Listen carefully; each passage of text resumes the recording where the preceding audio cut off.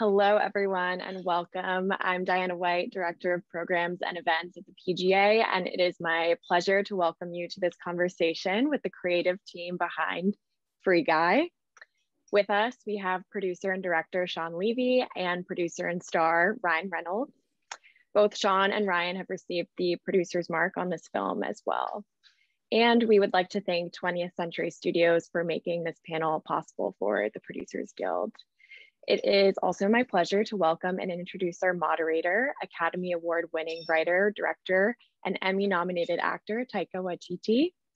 Taika is currently in post-production on Next Goal Wins from Fox Searchlight, as well as Thor, Love and Thunder. Taika, I will let you take it from here. Thanks so much. I didn't get an Emmy. That's okay. That's what you took away from that. That's what I remember. It's like litany of awards. Yeah. Why couldn't you be more winner? Yeah. It's so disappointing. I think that they'd be just giving away Emmys at this point. Where are we going? We're in a tracking shot already. Yeah. I'm in Sydney and we're just renting out this house. And I just want to show you what people do with their lawns, even down here. Can't wait. Frozen. Your screen went frozen. Oh my God. My! Well, you're in Versailles. Yes. You're in Versailles. I'm in the Australian Versailles. What a weird thing to do to your lawn. What? I mean, wow. The owners will probably see this. So I'll say, those owners quite literally urinate extravagance. I respect and fear them. Yeah. We have too much grass. Yeah, topiaries everywhere. Block it off. God damn it. Well, hey guys, it's good to be reunited again on the computer. I don't remember the last time I saw you guys.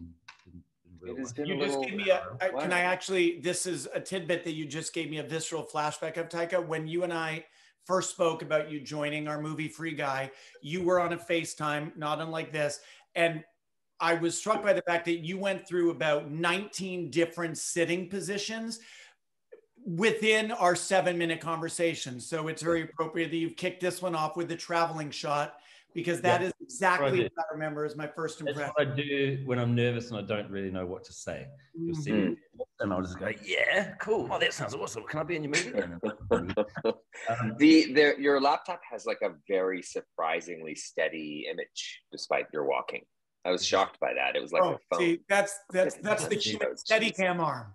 Just two gyroscopic limbs that I have attached to my. That arm doesn't shake. No chance. Well, guys, this is the first time I've done a moderated Q&A with you guys. Wow. I expect some feedback at the end of this. I'm going to give you feedback as we go. Yeah, you're running commentary. Why I don't get invited to do these that often. So hey, congratulations on Free Guy that I'm in, that I feel like I helped a little bit with by being very much did. Very much so. Got a hit. It's fantastic. And it's got a huge hit for a film that is an original IP. It's an original. Yeah, I mean, Ryan, I know I speak for both of us. One of our favorite little tidbits of Free Guy is having your character, who, you know, is the head of a video game company, but might as well be the head of a movie studio, literally making fun of the viability of an original new story in a landscape littered with sequels and IP. And in fact, the sequel that we're developing is indeed subtitled Albuquerque Boiled Turkey. That's breaking news. That's actually a spoiler alert that I just dropped in a p.g.a panel. Yeah, it's true. It's your speech. Taika gives a speech in the movie about, you know, that he knew this wouldn't work, that people love sequels, that he's, you know, seen the focus groups, he's seen the testing, and it really did feel a little bit, you know, it really echoed and mirrored kind of everything we hear every single day and ad nauseum in this industry. And I think I thought about that chunk of dialogue as we made our inexorable march toward our opening, when we expected full well that the movie was going to be doomed, and it turns out it wasn't at all doomed. It was quite the opposite. But again, like as we were going into that weekend, I remember thinking like we're screwed. Like I was so cynical because I was thinking like you just can't open a movie that isn't, you know, based on something, or like a comic book, or based on something that's like children's toy, or I don't know. And it was really exciting when it opened to great numbers and audiences came back to the theater, and they embraced the film, and it became, you know, a real sort of, I think it was safe to say it was kind of starting to weave itself into the fabric of pop culture. I don't know. I just thought all of that felt really gratifying, you know, in ways that I wasn't expecting. It's also a huge relief as an audience member to see something where you feel like, oh, they're actually like, they believe in us. They believe that we can handle something that we haven't had some sort of reference to. Like even in Hollywood, like I'll get these things will come in, and usually it's prefaced by, you're going to hate this. And I don't know why I'm sending it to you, but I promised I would. And it's things like, you remember a commercial from like 15 years ago where they're making a film out of that commercial. And it's like, that's how bad it's got. And it was a commercial for a Kit Kat bar. Why? Yeah, that's the world. Why? World.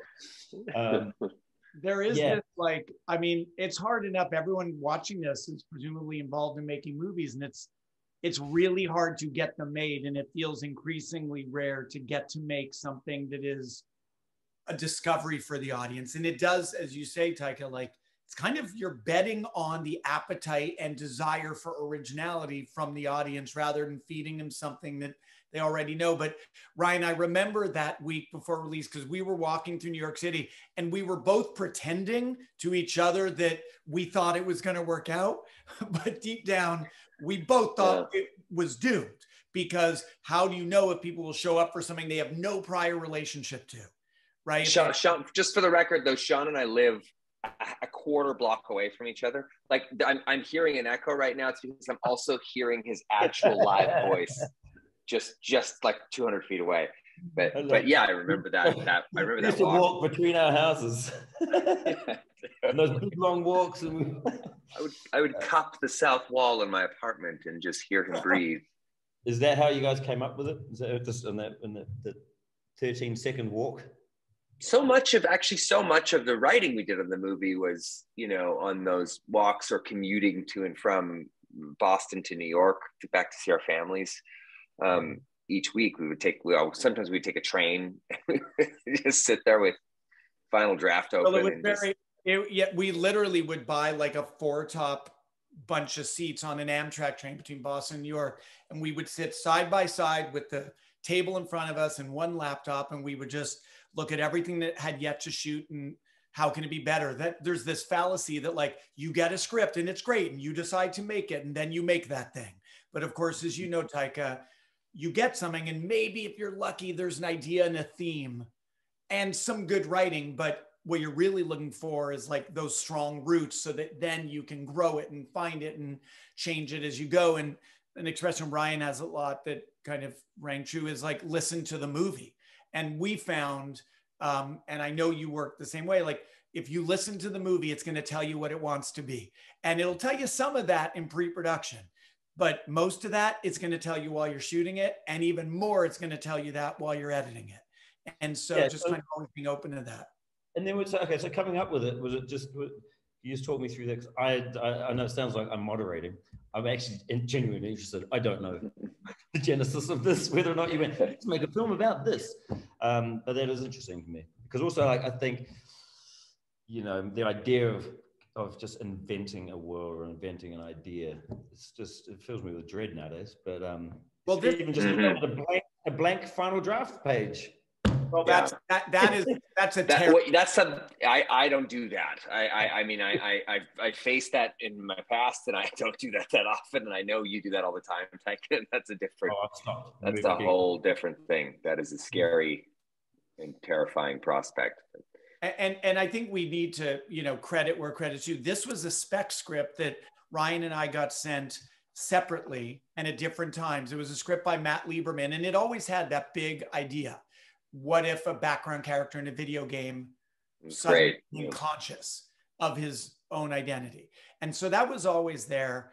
And there was this idea, though, because neither Ryan nor I are hardcore gamers. I know that might be shocking, but neither of us nice Canadian dads of daughters are hardcore gamers. I know I'm disappointing millions with that revelation. I didn't know that. But what we saw was like, okay, so it's a video game idea, big idea, and those are 1 in a billion, right? A big, clean new idea. But this theme that, again, I remember Ryan shining a light on our first meeting of, well, what if we use that as basically a metaphor for the way every human who ever lived feels, which is sometimes you feel like a passenger to life and a bystander to your world. And this was, again, a few years ago where, you know, the geopolitical landscape had a lot of us feeling utterly helpless. And it would have been real easy to kind of fall into hopelessness. And what if you suddenly realize you can have an impact? That theme, which has nothing to do with video games and has everything to do with being human, that's what hooked us in. And that's where we started our work.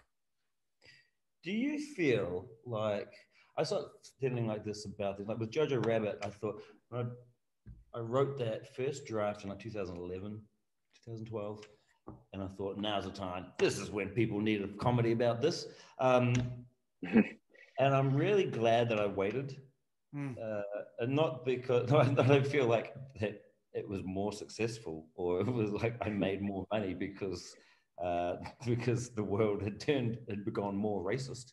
But I felt like it was just better for me to wait, and the world had gone through some changes, and it just so happened, I don't know what it is, I'm not like someone who's usually like, the universe will tell me when to put my movie out, but certain things happened where it just made more sense. The film was more resonant and had more impact at the particular time it came out.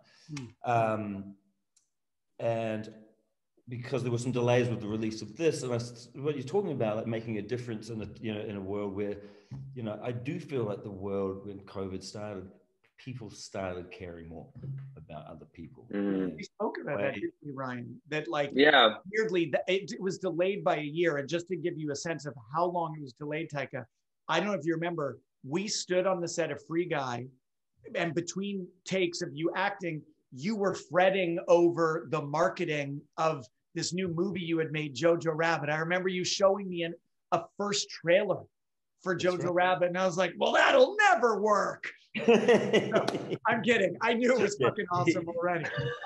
But that's how long ago it was. But Ryan and I sat there for a year as our movie sat on a shelf, and we watched it get weirdly, and again, hardly strategic, but accidentally become more relatable, more resonant, that the world had gotten somehow even more disappointing, and that people needed and yearned for some kind of empowerment in the face of events that felt so disempowering. So I do think it ended up being more timely than it had been when we worked on it a year earlier. I'm sort of like, I think because I work in marketing so much, I'm so used to the impact and power of moving at the speed of culture. And so for me, like the movie just sort of sitting there was excruciating. I know there were points where I thought of, I was emailing Disney saying, is there some way, should we explore the idea of just putting it out so people can see it? And the only reason I wanted people to see it was it just seemed like the world was increasingly anguished. And the movie was such an expression of joy. I mean, it really was born of, I know it's sort of trite and possibly annoying to talk about a major studio film that is a high concept film like this, but as an expression of something as simple and beautiful as joy. But that's really what it was born of. I mean, the thing that I fell in love with in that first draft was the idea of all it's sort of myriad possibilities, but also just how we infuse so much optimism into this character. And I found that to be weirdly comforting, selfishly, just for me, in that era that we were living in, because we shot the movie in 2019, I believe, and it was tough, man. And then it just got worse. So yeah, it was when it did come out, it came out at the exact right time, I suppose. But I always I always wanted it out sooner than later because I felt like it was something of an antidote, at least in the cinematic sense, to everything, all this the shit show we were all kind of in over and over every day, the sort of Groundhog Day experience that we were all having.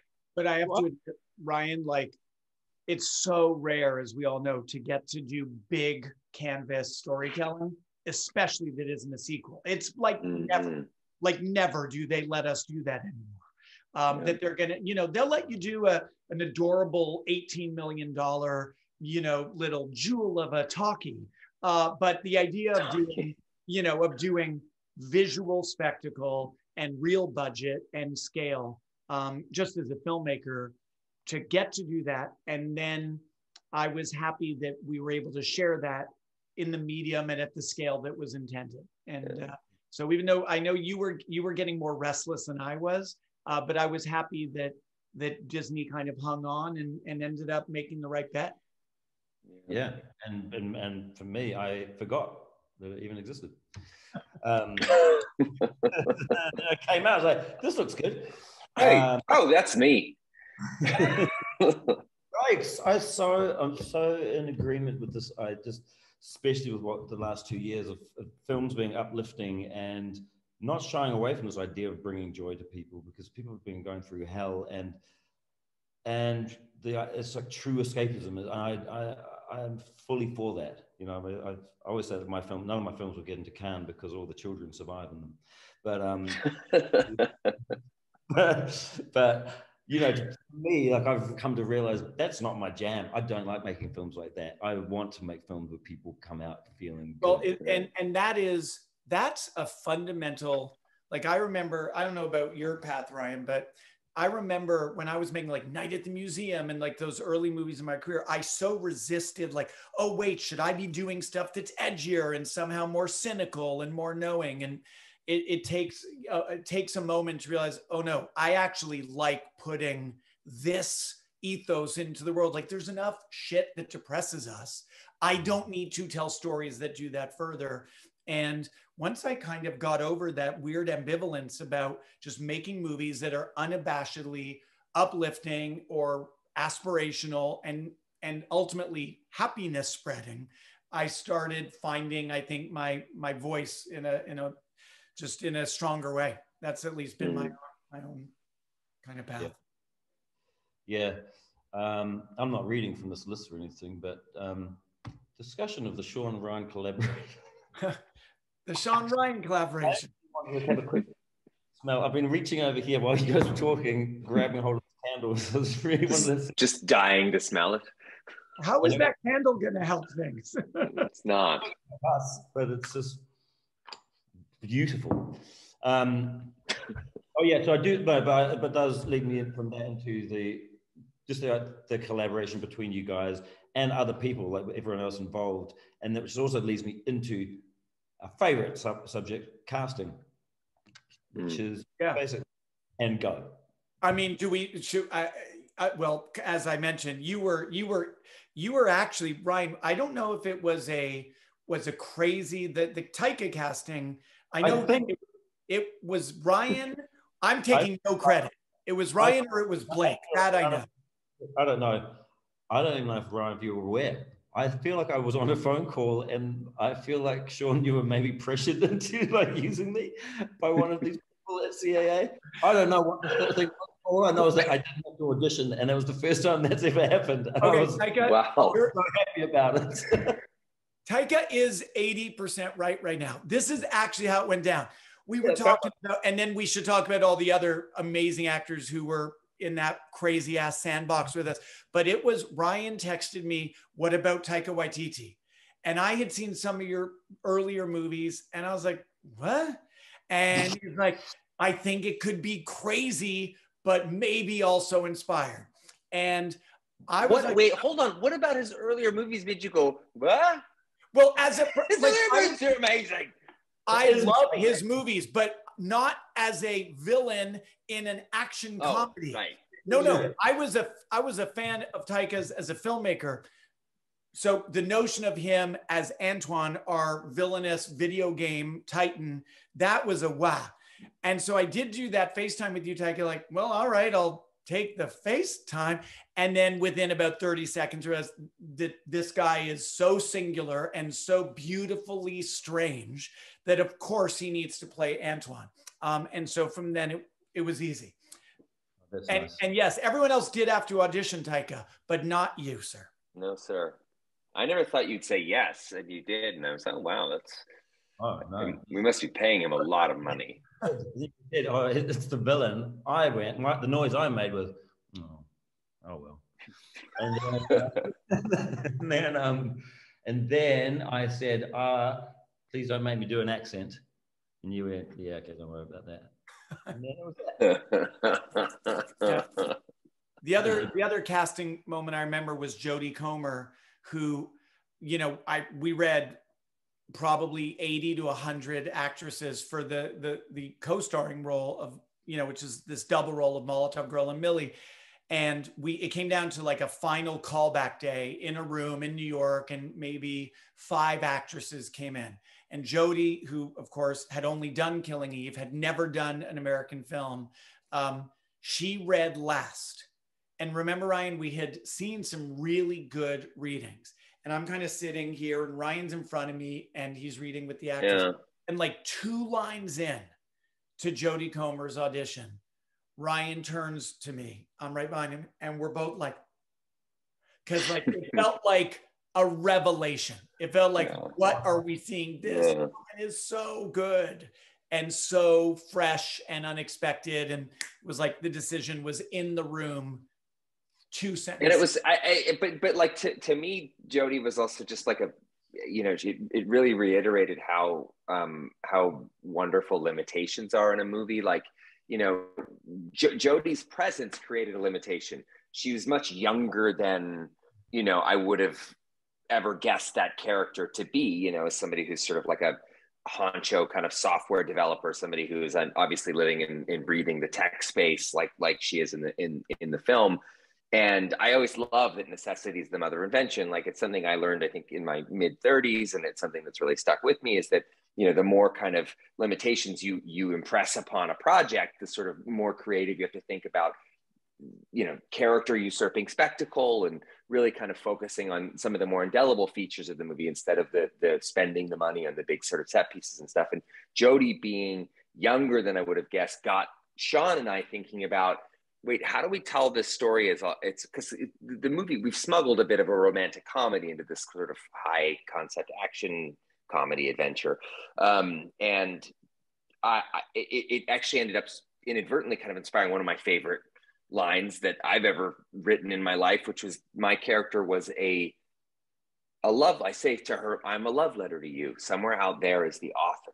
So I sort of am the avatar, I am the written code version of somebody out there in the real world who actually feels this way. And I love that my character's kind of AI concept becomes so self-aware that I eventually say that to her, to the woman I love, that I am not the person that's meant to be with you. I'm just this love letter. That's all. And out there is the person who's meant to be with you, the guy who wrote me. And I love that. Shawn and I were sitting on that train kind of freaking out over this idea that Joe Keery's character of Keys in the movie is actually the person that she is meant to be with. It's her contemporary. It's somebody who's age appropriate, and all worked out like a kind of a charm. So that was one of my favorite sort of experiences on the film, for sure. Yeah, they're great. I mean, in just the small amount of time I was there, I got to work with all of them, except for Lil Ray. And they were just fantastic. Like, I've been a fan of Tony's for a long time. And yeah, and just no human being on Earth delivers exposition like Joe Keery does. I don't know if Shawn, you remember that. I mean, you know, I work with Joe on Stranger Things, and so I knew he was good, but he plays not the brightest guy on Stranger Things, and so he was not like a first idea for Keys, and he just laid down a reading. And you know, I just love, if you're an actor and you know that you have the goods, read for it. This whole kind of culture of our business sometimes, where people become offer only after doing 2 lines in one thing, I think that's madness. If you have like you, Taika, you're offer only. So, and so it works for Taika Waititi, but for the rest of the humans, if you have the goods, read. Joe read, and he just kind of realized early on, oh, okay, so I am going to be the mouthpiece of exposition. So the only way we're going to get away with it is if I am passionate about the tonnage of words that I have to plow through. And so he just kind of committed to this character who gets really turned on by ideas about code. And you know, the learning curve for Joe was with you, Taika, because most of your scenes were with Utkarsh, who obviously can flow comedically and is an incredible improviser, musically, by the way, and comedically. Ryan and I have seen that on my God, stage on Broadway in Freestyle Love Supreme. I've never seen what we saw there. Just the ability to flow in real time and be funny to a beat, you know, and musically. But so flowing with you, Taika, and there was, obviously we did the script, but it will shock no one that we did a fair bit of improv as well. Joe Keery had never done that. That was like a clinic. That was like an improv clinic. And I remember Joe at first was incredibly daunted because well, you realize if you're in an improv scene like that, like you got to put your boat in the river or the river has flown past you. Right. And so timidity, laying back and just like that moment's passed. And it was fun for me to see a guy I knew from Stranger Things and the work we do together there, learn that flow and be able to kind of play with you and Utkarsh. Guys who were a lot more experienced than him. He held his own. It was fantastic. It's also I think also the environment on set, which also helps with that. You know, having someone like yourself, Shawn, is very because it's a balance. You know, when I work with actors there's a lot of actors who want the impro take, and they say, "Can we do an impro take?" And the little alarm bells start ringing all over. And because like a lot of actors, they think the ad-lib take is to say whatever comes into your head without helping us listening to somebody or reacting with someone. You say action, they go, cool table. And that's it. You're like, well, okay, we tried that. So, you know, but having that environment where it's like you can throw things out from behind the monitor or be right there and say, yeah, okay, take that and I'll go down this lane with that. And that's really nice to be in that environment because I don't particularly like just improvising for the sake of it. I think it's a waste of time a lot of the time. Me too. Everyone else. You see people going, okay. And let's face it, a lot of this ad-libbing are people just reeling off a list of stuff they wrote the night before. I know. That's I'm saying, I'm like, yeah, okay, yeah, I'm making it up, but I'm definitely yeah. I don't know if have you had this, Taika, and I know Shawn has experienced this with me, but a couple of times recently I've had a few folks who are sort of like, can we not improvise anything today? Can we just do what's written for me? Like, not Taika the director, Taika the writer says that all the time. Taika the writer, he says that to Taika the director and Taika the actor. He goes, can we do these lines that I wrote for 7 years? Just do that. Yeah. Taika the actor's like, fuck that! What would we do? Oh, yeah. So yeah. But I think but again, testament to being on set was great, and I feel like everyone on set was just a really beautiful environment to be in and very supportive. Yeah. Well, I don't know if maybe this isn't true of everyone, but I don't know how to do a movie that we wanted to be basically warm-hearted and joyous, but have an on-set process that was like dark. I don't know how to fake it that well. I need the vibe on set. I know for a fact, and I think we've all seen this, where it's going to end up on screen. Like, you know, and I've seen it with filmmakers who are a lot quieter than me and just kind of more, you know, emotionally reserved, and their films are going to end up that way. I don't have that move. I've tried it. I can't even put it on like a mask for a minute. And so I only know how to create that kind of warm and best idea wins joyousness on set. And I try when I'm casting, and this applies to crew, right? I'm trying to cast department heads who also will fit into a culture of collaboration and happiness to be there, rather than kind of the drudgery of showing up to work. And for me, you know, one of the areas where Free Guy we're really proud of as producers is that the visuals are as inventive and crazy and just kind of fastball of joy, to use an expression Ryan's used. And that was visual effects, that was cinematography. And so everyone, I try to kind of cast all the key collaborators so that we're all charging for the same destination. And I feel like tonally, Free Guy, hopefully my job is to convey what that tone is, but I was happy that everyone from visual effects to stunts to cinematography to the cast, they were all charging for that same destination of tone. I always find that like I'm always very comfortable around just as long as you know what you're getting. Like I'm so fine to work with someone who's just cantankerous. As long as I know that's sort of the thing. The thing that freaks me out is when you don't know, when sort of you're working with someone who's, you know, smiling and happy. And then you find out that they hate your guts, want you dead, and are having a miserable time every second of the day. I always loved this story. I had somebody who worked with Tommy Lee Jones that he'd walked on set one day and just went, "Ladies and gentlemen, I'm in a bad mood. Do not approach me. Do not talk to me." I love that. Like, I love that. That is what I would love to work. I love just that out, because here's the thing. We are in bad moods. We are human beings. We show up in bad moods sometimes. We have tough days. We have days where we're a little bit grumpy. We have days where we're just obsessively and obscenely happy.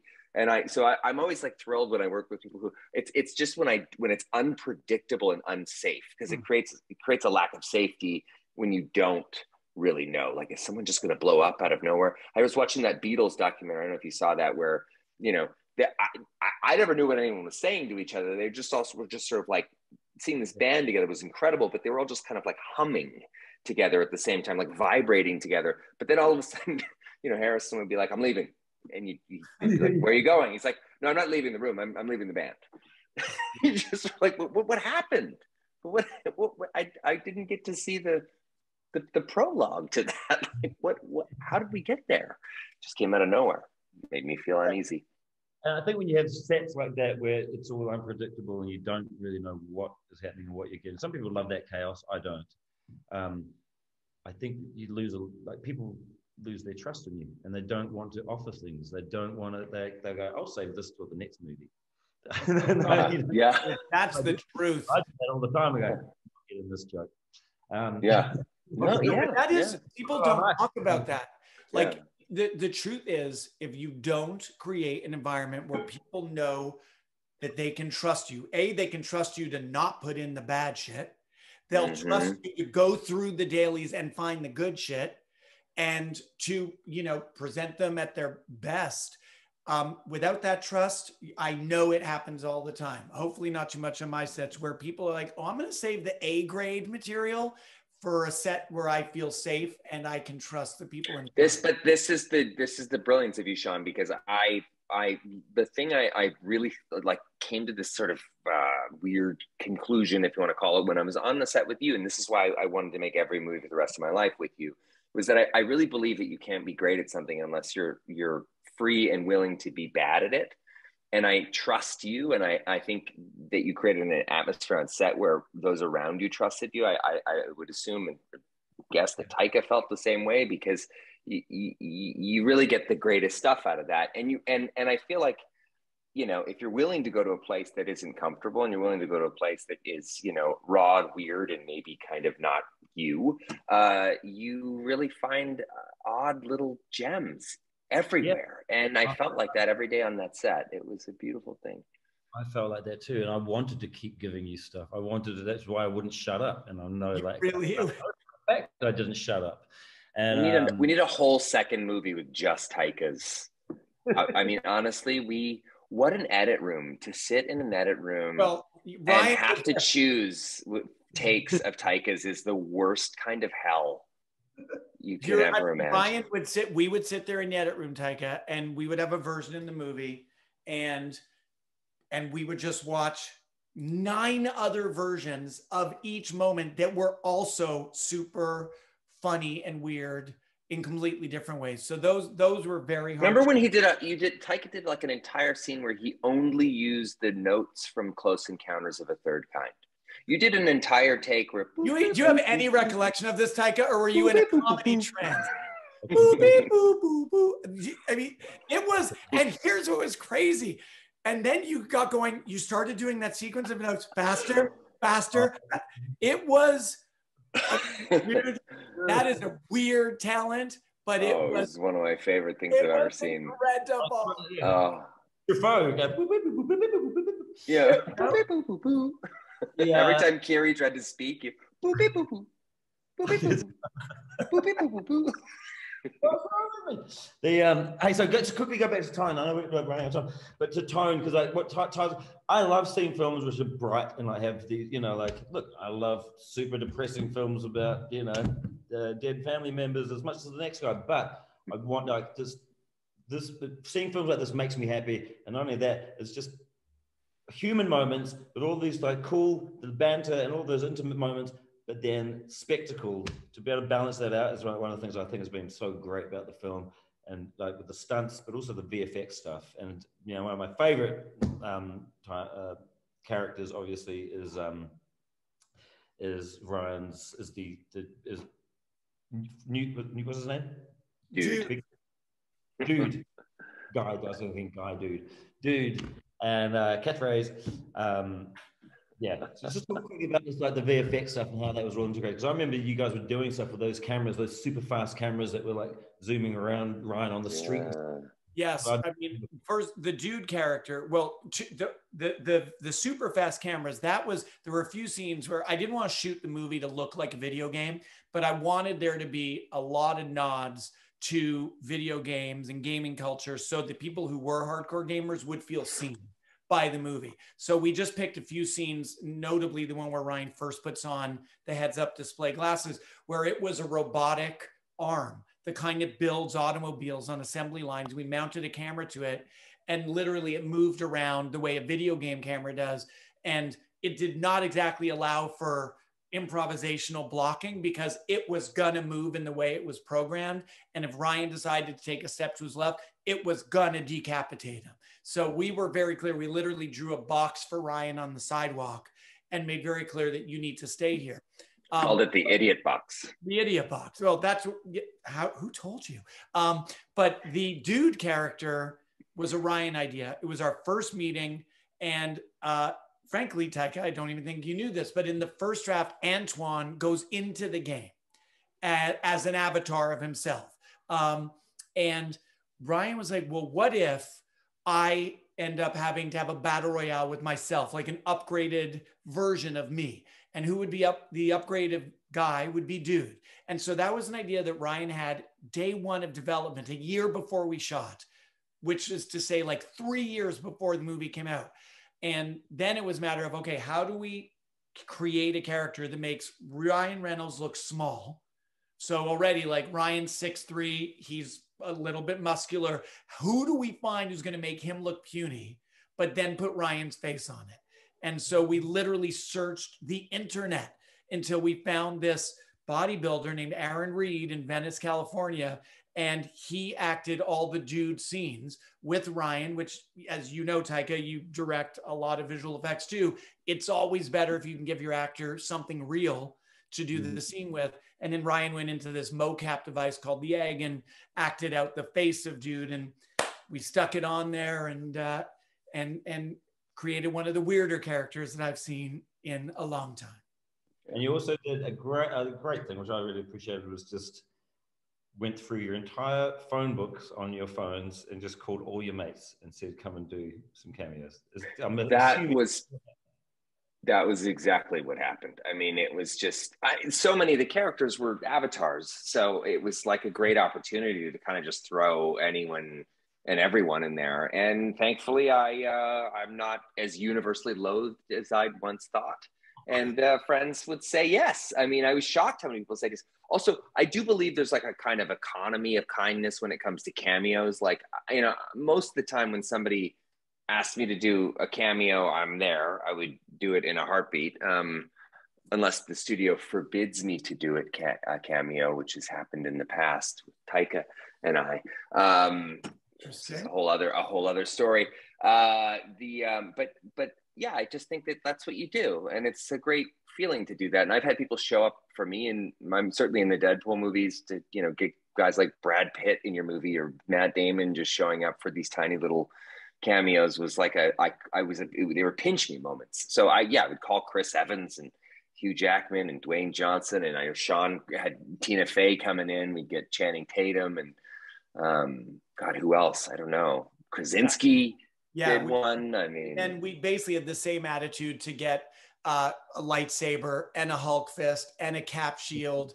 We just were like, okay, we'll ask. People can always say no, and we got very, very lucky because a lot of people said yes, and it created these moments that, again, what's fun about, I was saying, like a big idea like this video game premise is a 1 in a billion idea because anything goes. The premise makes everything kind of sensible for the world that you're building, and so we could really push the limits.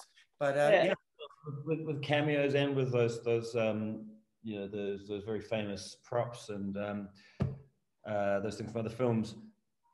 It's great that there's enough of them where one person will be like, well, so-and-so doing it? Well, are they doing it? Okay, they're going to do it? Oh, yeah. You know what, I was about to say that. They give you a lightsaber? I guess I'll give you a shield if they're giving you the lightsaber. Yeah. I was literally going to say that. It's definitely, yes, it's contagious.